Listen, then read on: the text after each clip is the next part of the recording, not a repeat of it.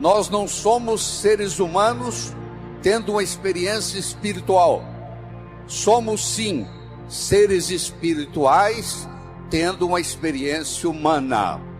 Nós estamos passando um tempo aqui na Terra para adquirir uma experiência humana. Temos momentos agradáveis e momentos desagradáveis. Não é à toa que nós nascemos chorando, porque nós sabemos a barra que nós vamos enfrentar na vida. Aqui é planeta Terra, aqui não é paraíso. Se você quiser ser feliz 24 horas por dia, 365 dias por ano, você está no lugar errado. Aqui nós temos momentos felizes e momentos não tão felizes. Faz parte da vida. Você não faz um bolo só com farinha, nem só com manteiga, nem só com ovos. Você precisa de vários ingredientes.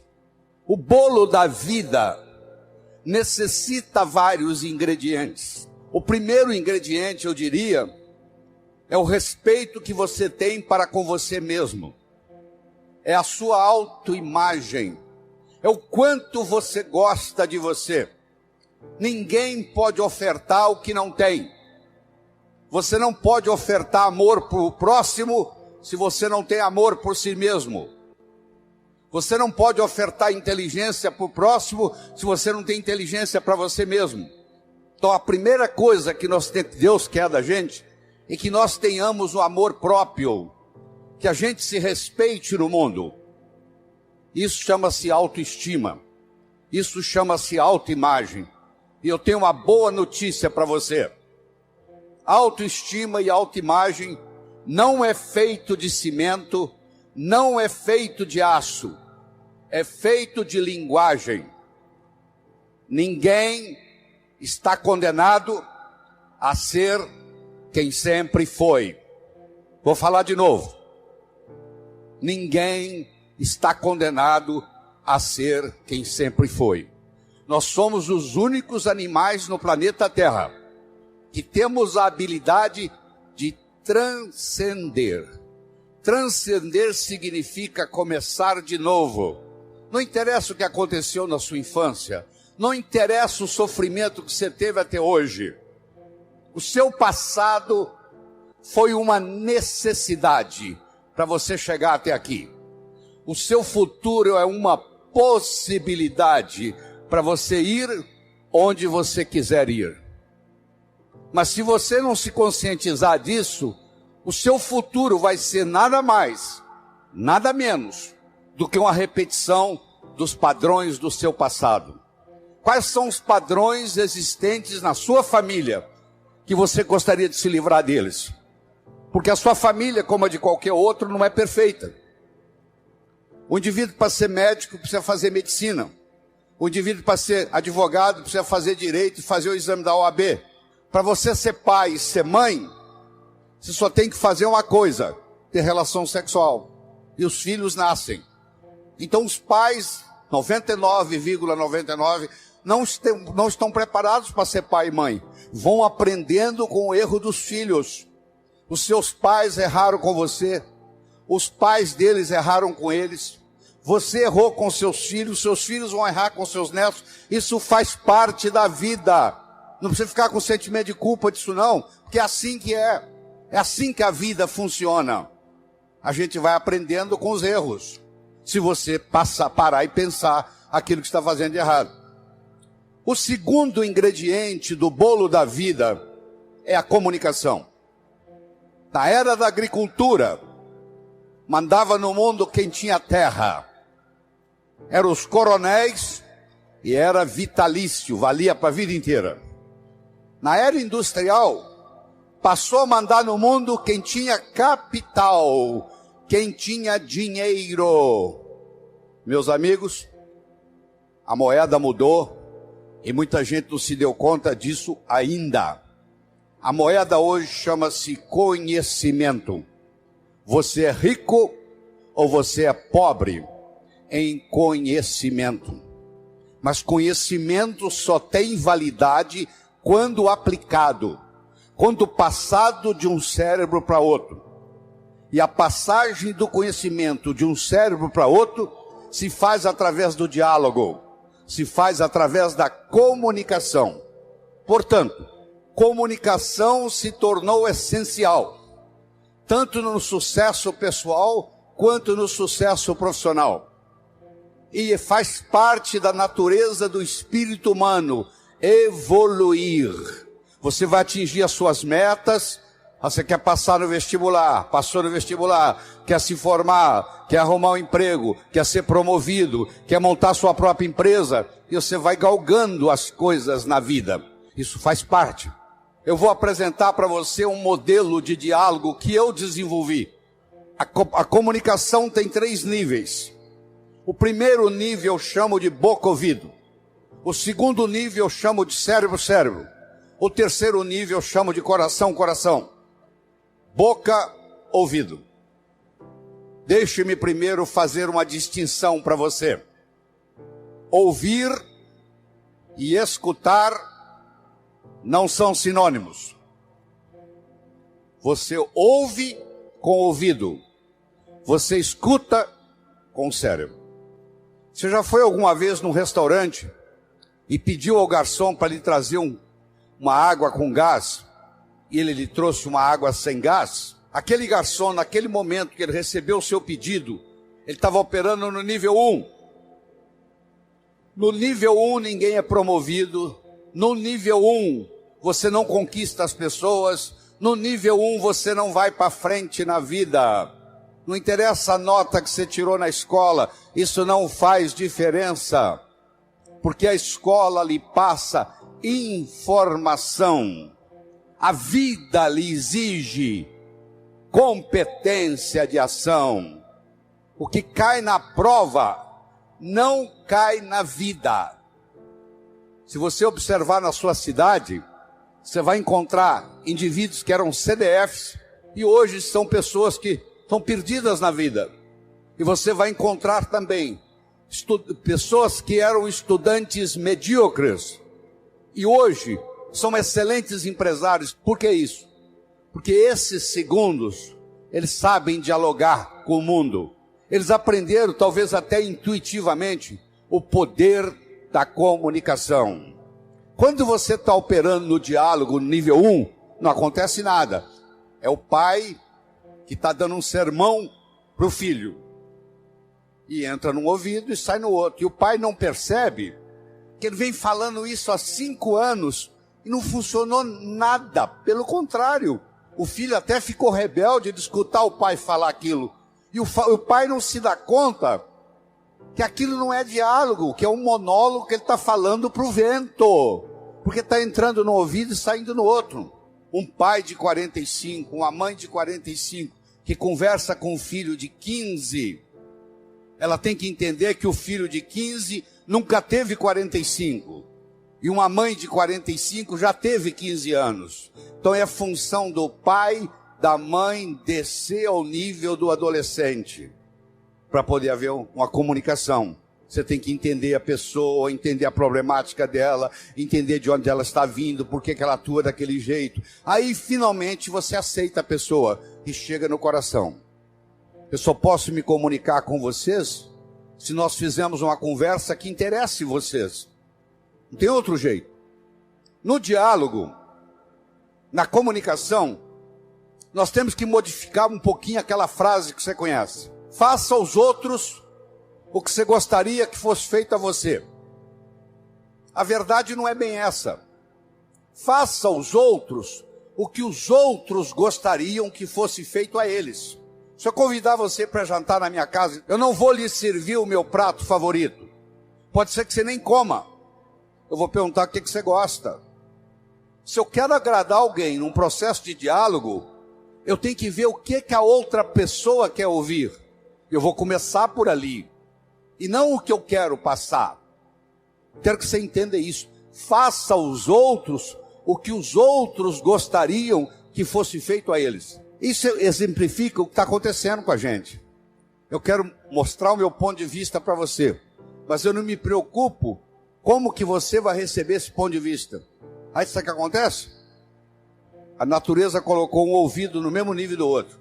Entra num ouvido e sai no outro. Aí não deixa de ser diálogo, passa a ser monólogo. Para esse diálogo se ocorrer, primeiro eu tenho que ter uma mensagem forte. Você só vai continuar me escutando se você estiver gostando da mensagem. Eu tenho que ter algo para poder passar para você. Essa é a mensagem. Segundo, nós temos que conversar de uma forma metafórica. Como é que Jesus ensinava? Jesus ensinava contando histórias. Como é que Jesus ia ensinar o meu mundo espiritual para quem está na terra? Sabe o que ele fazia? Ele fazia de uma forma metafórica. Ele contava parábolas. Ele contava histórias. Quando eu lhe conto uma história, você não pode dizer que você não concorda com ela. Eu estou lhe contando uma história. E dentro da história, eu coloco a ideia que eu quero passar para você. Era uma vez um navio de alta prioridade, porque carregava ouro. E de repente o motor desse navio enguiçou. E o dono do navio disse: para. Traga aqui o melhor mecânico da região. Eles trouxeram. Ele trabalhou um dia inteiro, não conseguiu consertar o motor. Ele disse: para. Traga aqui o melhor engenheiro mecânico do país mais próximo. Eles trouxeram. Ele trabalhou 2 dias, não conseguiu consertar o navio. Ele disse: para.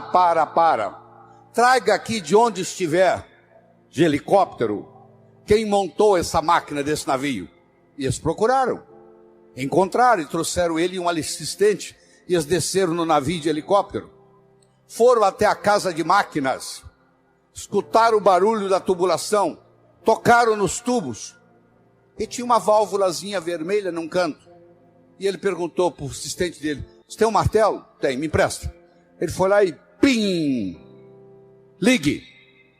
Eles ligaram, tudo funcionou às mil maravilhas. Os 3 indivíduos que trabalharam, o primeiro que trabalhou um dia, o segundo que trabalhou 2 dias, e esse que deu a martelada na válvula, mandaram as suas respectivas contas. Quem trabalhou um dia, mandou uma conta de $100. Quem trabalhou 2 dias, mandou uma conta de $400. $200 por dia, porque ele havia trabalhado 2 dias e ele era mais sofisticado do que o outro. E quem deu a martelada mandou uma conta de $10.000. O dono do navio falou: eu vou pagar, porque ele consertou o meu navio, mas eu só pago com uma condição: que ele mostre como é que ele chegou à conclusão de me cobrar $10.000. E ele mandou um bilhete para o dono do navio. Para dar a martelada, $1. Para saber onde bater com o martelo, 9.999. Olha que interessante. Você imagine que nós estamos almoçando e eu conto essa história para você. Aí nós estamos num diálogo, almoçando. Aí você vai para o seu escritório comigo e você está pensando em me contratar para ser seu consultor na sua empresa. E você pergunta assim: doutor Lair, qual é a sua remuneração? E eu falo um preço elevado. Ao invés dele falar, você falar é caro, você vai pensar assim: esse cara sabe onde bater com o martelo. Eu preparei o seu cérebro para escutar o meu diálogo com você.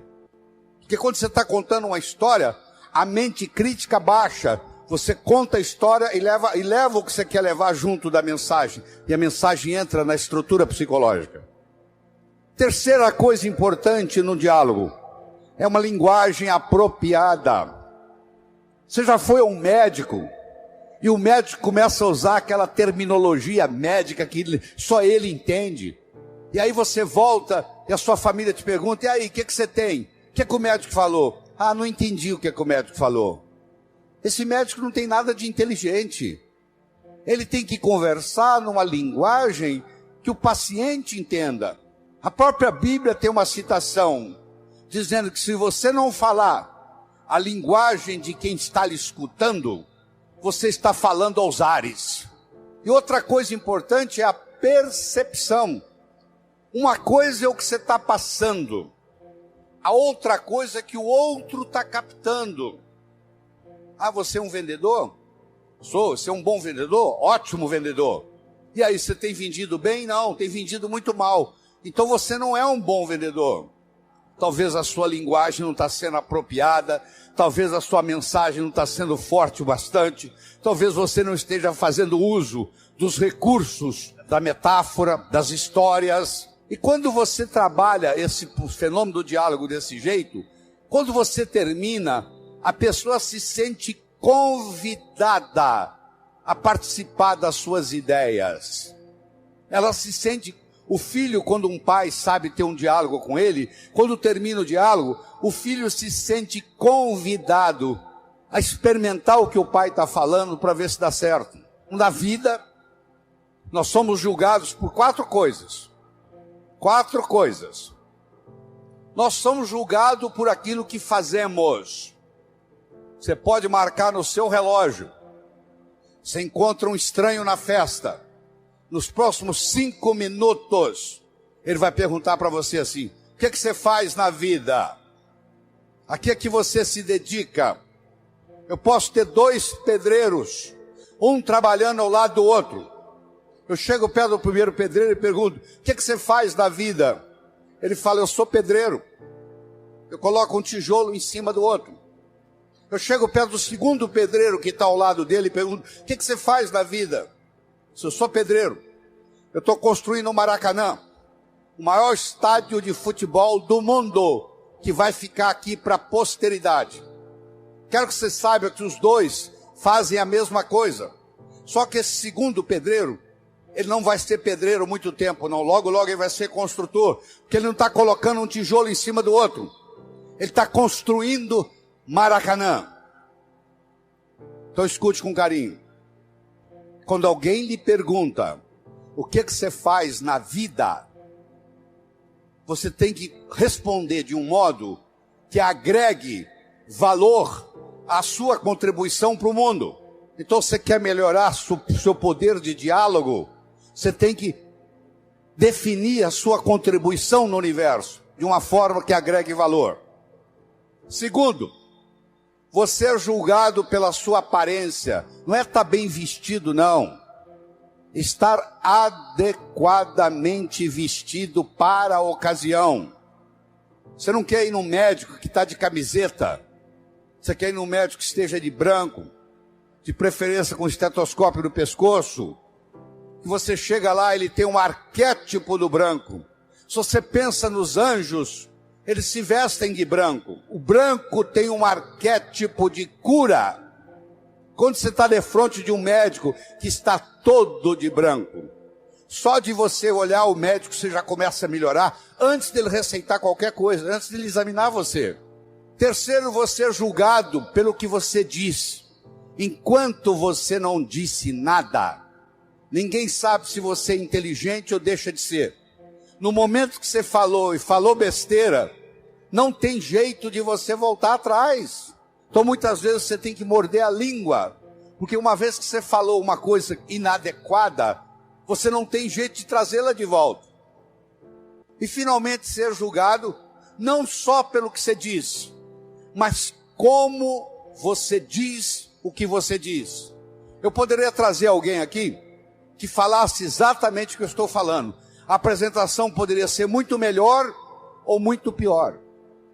Porque não é só o que eu estou falando que conta, é como eu estou falando o que eu estou falando. Eu não sei se você conhece uma frase que diz assim: o cantor é mais importante do que a canção. Se você tem um cantor favorito e ele canta uma música que toca o seu coração, aquela mesma música, aquela mesma canção cantada por um cantor que você não gosta, vai ter um impacto diferente.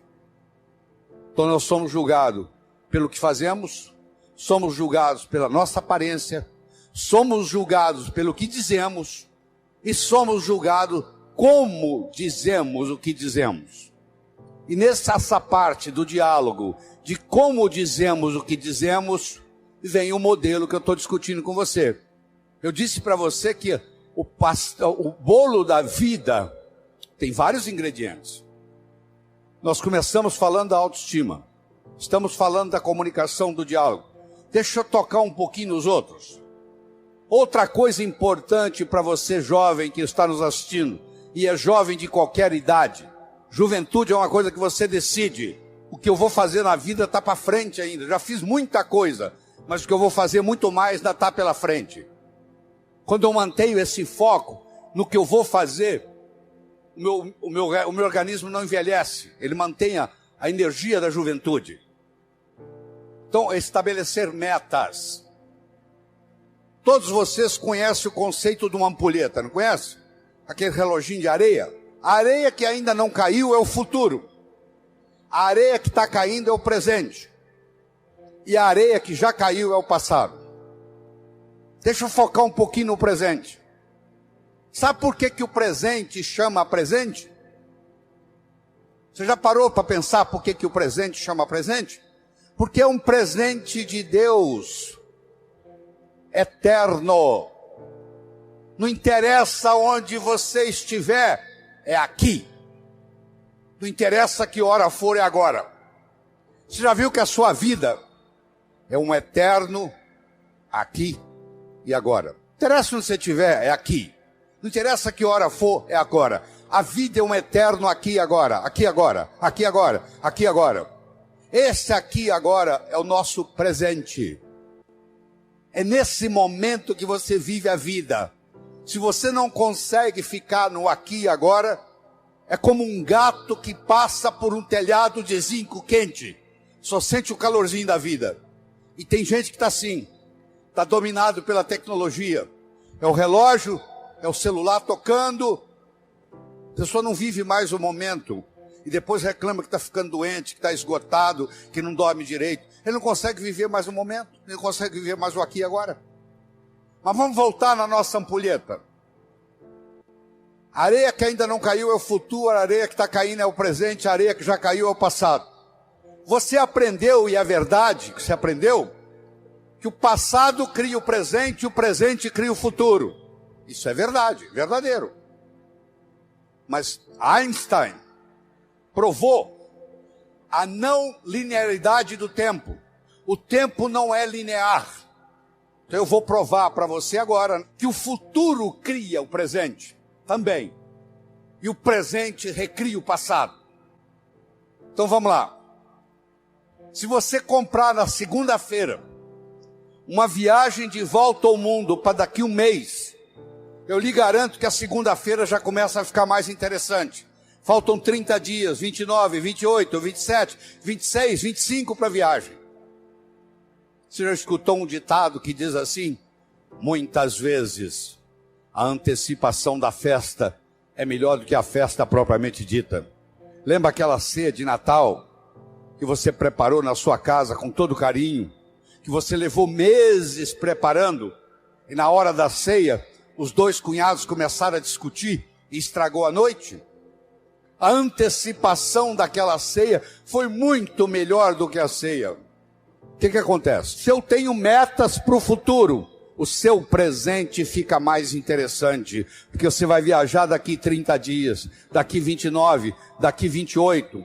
Se você não tem perspectiva de futuro, aí a droga te domina. Todo drogado que eu conheci, que eu tratei, que eu cuidei como médico, todo drogado perdeu a perspectiva do futuro. Ele não tem a noção do amanhã. Ele acha que só existe hoje. Quem só acha que existe hoje, não vai se preocupar o que a cocaína, a maconha, a heroína vai fazer no corpo, porque perdeu perspectiva de futuro. Então eu espero que você entenda que o futuro cria o presente. Eu vou provar para você agora que o presente recria o passado. Chegou uma senhora e disse: doutor Laí, eu estou aqui porque eu estou num processo de divórcio e fiquei sabendo que o seu curso fortalece o emocional, eu vim aqui fazê-lo. Deixa eu lhe contar a minha história.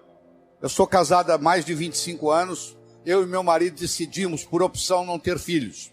Ele trabalha numa multinacional, eu trabalho noutra.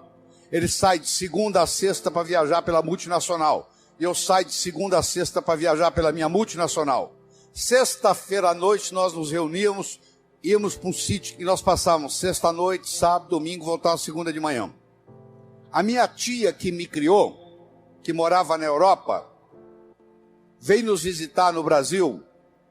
Eu levei-a para passar o final de semana no sítio. Ela teve uma parada cardíaca e morreu no sítio. E eu nunca mais tive coragem de ir lá. O meu marido não abre mão, ele viaja durante a semana e sexta-feira ele vai para o sítio. Eu não vejo ele durante a semana, não vejo ele no final de semana. Nós somos distanciando, estamos num processo de divórcio. Eu perguntei para ela assim, mas por que a senhora não vai no sítio? Falou, porque a minha tia morreu lá. Eu falei, mas justamente por isso. A sua tia saiu lá da Europa para te dar esse presente, para morrer no sítio, para mostrar para você o quanto que ela gostava de você. Isso tem uma simbologia. Ela fez questão de vir morrer do seu lado. Ela foi escutando, ela não conseguia parar de olhar no relógio. E o que ela queria? Ir para o sítio. Que é o final da história. Ela voltou a ir para o sítio, está casada com o marido até hoje. Eu não consigo mudar o fato da tia dela ter morrido no sítio. Eu mudei no diálogo a interpretação da morte da tia dela no sítio. Eu não consigo mudar o passado de ninguém. Mas eu quero que você saiba que tudo que aconteceu com você aconteceu por uma necessidade, talvez espiritual. Talvez tenha trazido você até aqui, esse santuário. O seu passado é uma necessidade que aconteceu para você chegar aqui. Ele é conhecido, você sabe o que aconteceu. O seu futuro é uma possibilidade. E ele é desconhecido até que você decida qual que ele vai ser. Porque você pode criar o seu futuro. Nós somos os únicos animais no planeta Terra que temos a habilidade de pensar em futuro. E eu sugiro que você se concentre lá, no futuro, porque é lá que você vai passar o resto da sua vida. Você não vai passar a sua vida no passado. Perdão, antes de ser um ato de amor, é um ato de inteligência. Só não perdoa quem é burro. Eu não vou perdoar o meu pai pelo que ele me fez. Onde é que está seu pai? Ele já morreu. Ele vai ficar muito sem dormir hoje à noite por causa disso. O fato de você não perdoar o seu pai é mais ou menos assim. Eu vou tomar o veneno para matar aquele cara, mas eu tomo o veneno. Quando eu tenho ressentimento do meu pai, quando eu tenho ressentimento da minha mãe, primeiro eu vou ter ressentimento de todos os homens e todas as mulheres no mundo, porque isso vai repercutir. Cada vez que eu encontrar um homem, vai lembrar do meu pai, eu vou ter problema. Cada vez que eu encontrar uma mulher, eu vou lembrar da minha mãe, vai ter problema. Então, se você perdoar o seu pai e perdoar a sua mãe incondicionalmente, só pelo fato de ele ser seu pai e pelo fato de ela ser sua mãe, não é a pessoa em si, não. Eu estou querendo que você perdoe o arquétipo pai. Eu estou querendo que você perdoe o arquétipo mãe. Não é que agora você perdoa a sua mãe, você tem que trazê-la para morar com você, não. Você que tem que terminar e dizer, o que você fez foi feito. Eu lhe garanto que os seus pais fizeram o melhor que eles sabiam fazer. Não fez melhor porque não sabia. Eles não sabiam o que eles não sabiam. No momento que você perdoa, isso muda tudo. Isso muda a sua energia, muda a sua capacidade de ganhar dinheiro. Se você tem ressentimento do passado, você cancela o seu futuro, você não tem perspectiva de futuro. O ressentimento do passado não deixa você ter perspectiva de futuro. Não interessa o que eles fizeram ou deixaram de fazer. No momento que você fizer isso, seu coração vai se abrir. E essa renovação de esperança vai encher o seu coração. E a sua viagem aqui vai ficar inesquecível. Que vai ficar um antes e vai ficar um depois.